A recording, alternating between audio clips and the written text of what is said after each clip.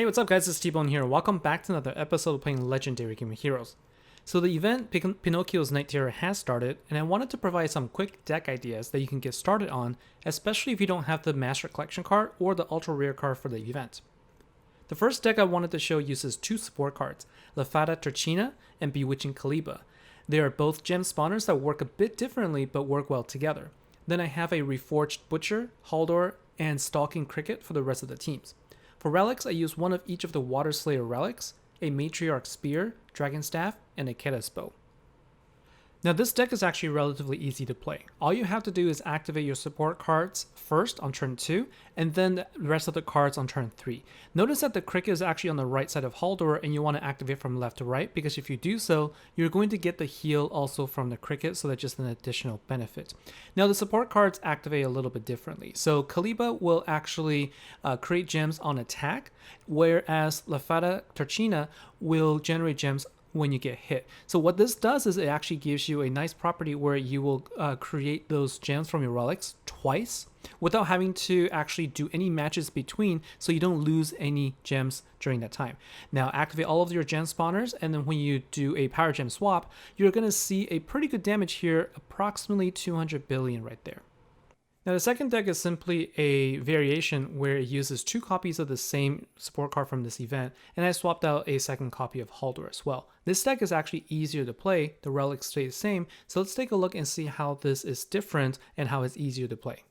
Now this particular setup is played the same way. You would activate your support cards on turn 2 because that's the turn just before the boss attacks.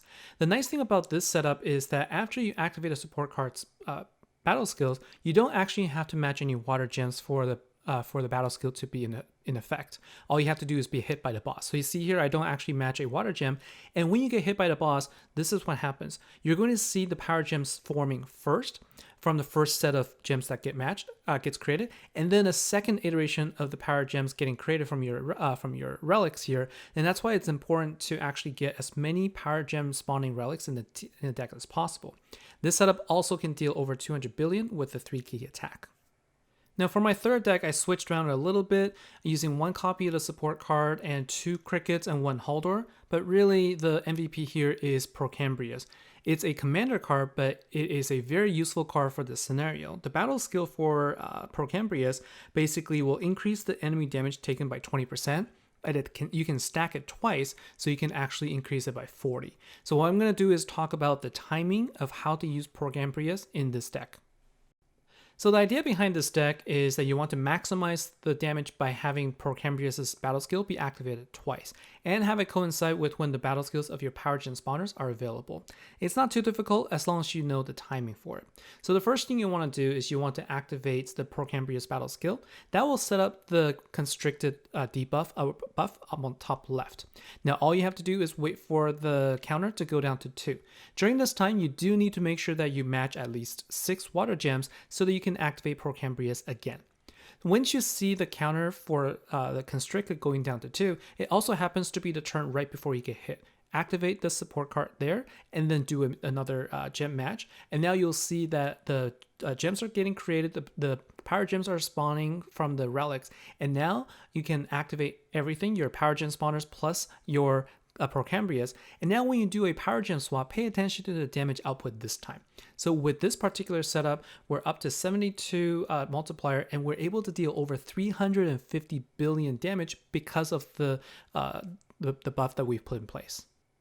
The last deck I'm going to show is what I'll consider a one-turn type deck, where you can take out the boss effectively as soon as the gems stop spawning on the first turn. And the basic version I'm showing here uses 3 support cards from the past 3 Slayer events, and also 2 copies of the Iron Spine Night Horse. For relics, just put in all the relics you can that spawns both power gems and also gems, so you can fill out the board more, and we can show you how this works. So in Slayers, sometimes even if you enter a boss and then you're able to get your big attack off on the second turn, sometimes it's too late in that you can't even get that attack going after your first turn. So instead, build up this team that can get the maximum number of power gems on the board, so you can do a power gem swap on turn 1. This deck can deal about 4 billion damage with this particular setup. It's uninterrupted, so that can fully register to get you that 15% or maybe even MVP for your attacks. Hopefully the decks I showcased are helpful for you to get started with the event and get some ideas going. I also wanted to highlight the support card because she is one of the better cards released to date. As long as you have power gem spawning relics, you will end up getting double the amount of power gems without the risk of losing them, which really helps with setting up for a big attack. So that's all for today's episode. Thanks a lot for watching, and I'll see you in the next episode. Take care.